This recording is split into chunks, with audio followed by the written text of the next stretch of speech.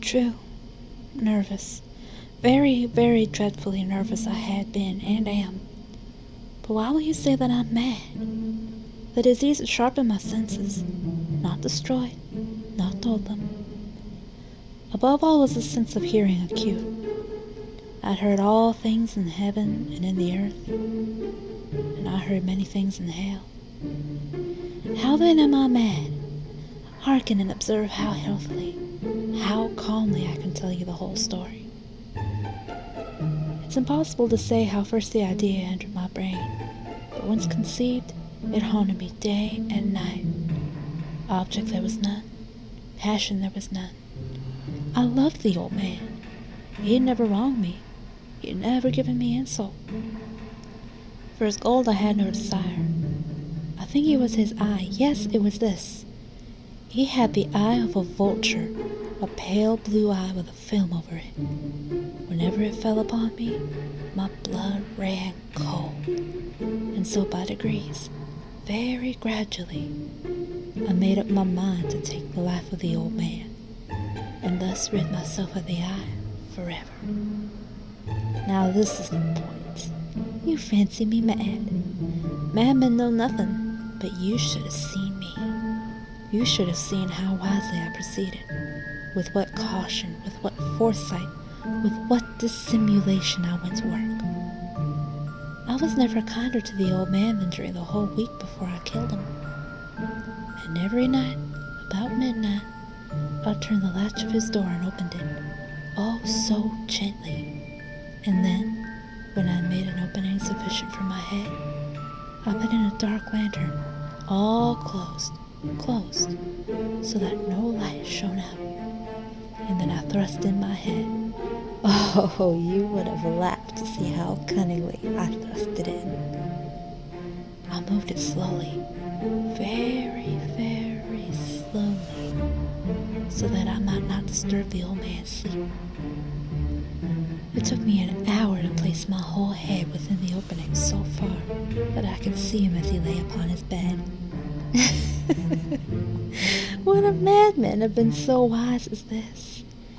And then, when my head was well in the room, I undid the lantern cautiously, oh so cautiously, for the hinges creaked.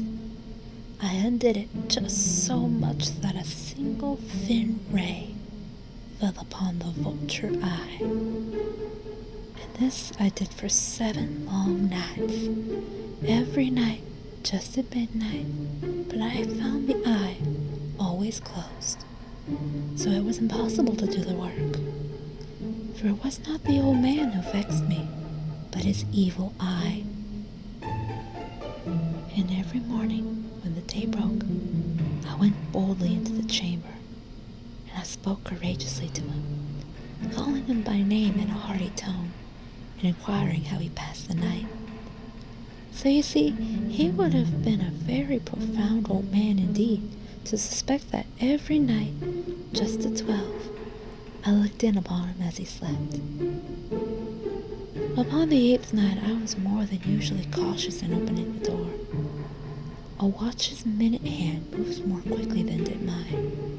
Never before that night had I felt the extent of my own powers, of my sagacity.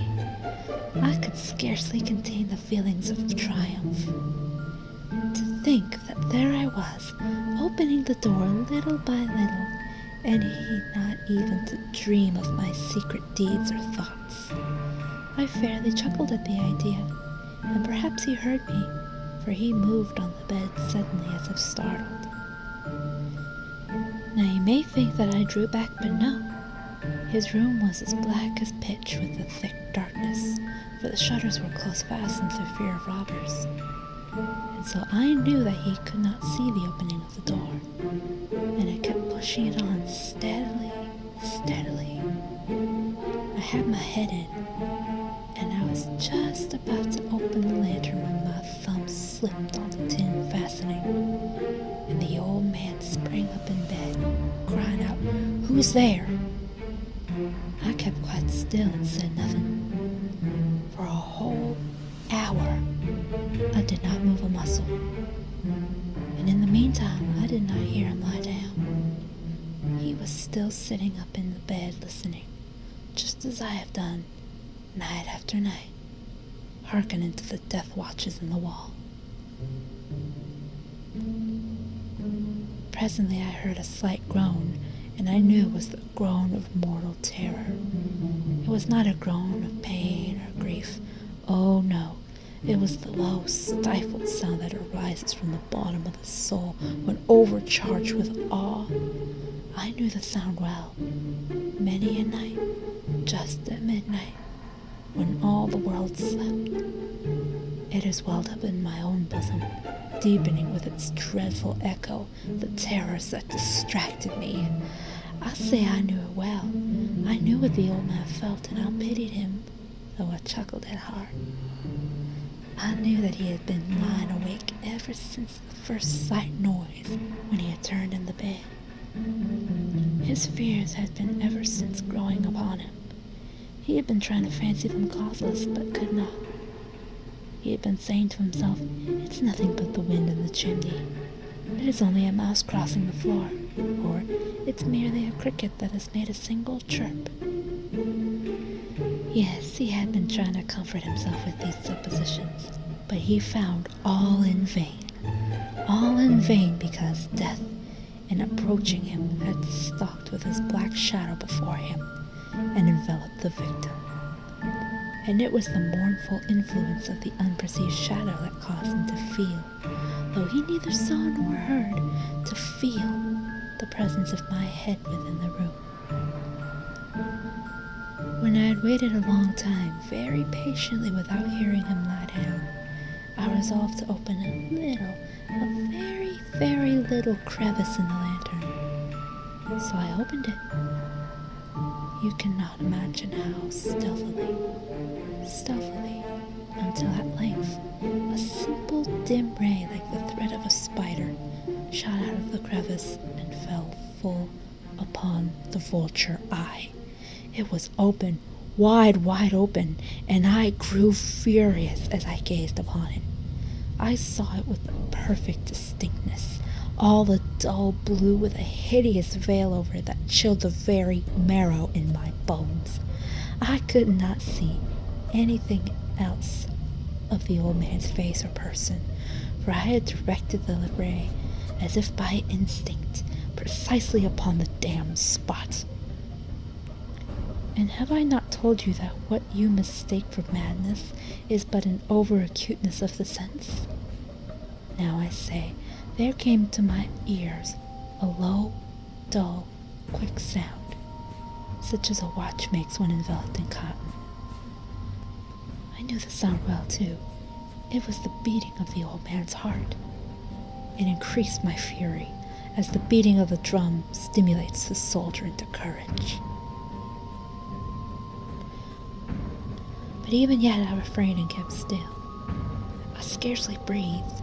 I held the lantern motionless.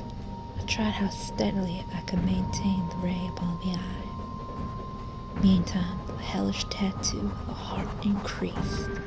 It grew quicker and quicker, louder and louder every instant. The old man's terror must have been extreme. It grew louder, I say, louder every moment. Do you mark me well? I have told you that I am nervous. So I am. And now, at the dead hour of the night, amid the dreadful silence of that old house, so strange a noise as this excited me to uncontrollable terror. Yet for some minutes longer I refrained and stood still. But the beating grew louder. I thought the heart might burst, and now a new anxiety seized me. The sound would be heard by a neighbor. The old man's hour had come. With a loud yell, I threw open the lantern and leaped onto the bed. He shrieked once only. In an instant, I dragged him to the floor and pulled the heavy bed over him. I then smiled gaily to find the deed so far done. But for many minutes the heart beat on with a muffled sound. This, however, did not vex me. It would not be heard through the wall. At length, it ceased. The old man was dead. I removed the bed and examined the corpse. Yes, He was stone dead. I placed my hand upon the heart and held it there many minutes. There was no pulsation. He was stone dead. His eye would trouble me no more. If you still think me mad, you will think so no longer when I describe the wise precautions I took for the concealment of the body. The night waned, and I worked hastily but in silence.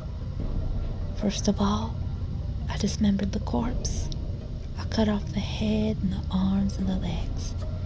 I then took up 3 planks from the flooring of the chamber and deposited all between the scantlings. I then replaced the boards so cleverly, so cunningly, that no human eye, not even his, could have detected anything wrong. There was nothing to wash out, no stain of any kind, no blood spot whatsoever. I'd been too wary for that. A tub had caught all.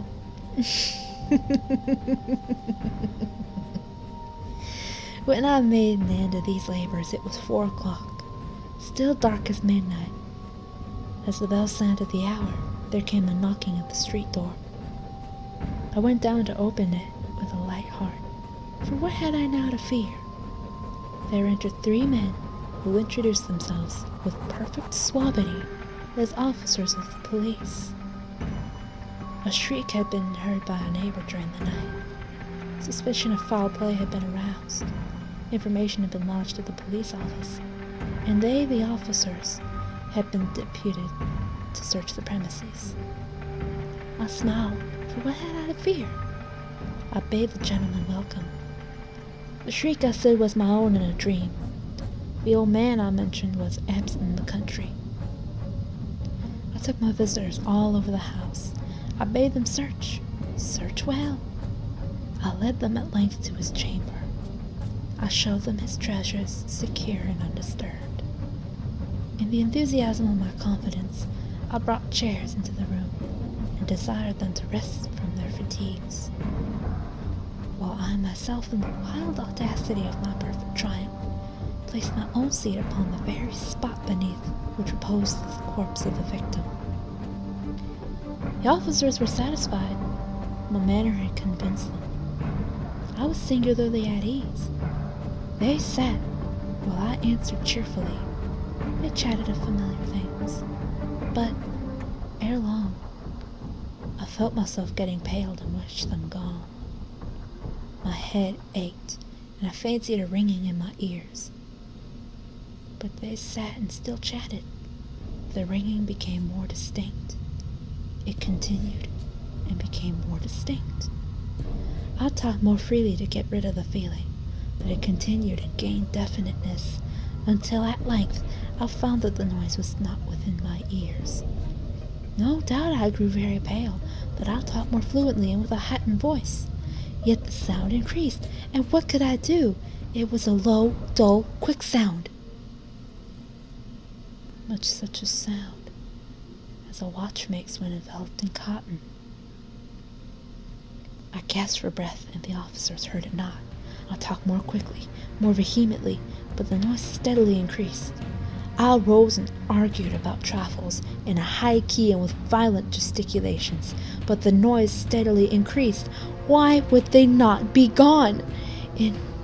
I paced the floor to and fro with heavy strides, as if excited to fury by the observations of the men, but the noise steadily increased. Oh God, what could I do? I foamed, I raved, I swore. I swung the chair upon which I had been sitting and grated it upon the boards, but the noise arose over all and continually increased. It grew louder, louder, louder, and still the men chatted pleasantly and smiled. Was it possible they heard not? Almighty God, no! No! They heard, they suspected, they knew. They were making a mockery of my horror. This I thought, and this I think. But anything was better than this agony. Anything was more tolerable than this derision. I could not bear those hypocritical smiles any longer. I felt that I must scream or die. And now, again, hark, louder, louder, louder, louder! Villains! I shrieked. dissemble no more. I admit the deed. Tear up the planks. Here, here! It is the beating of his hideous heart.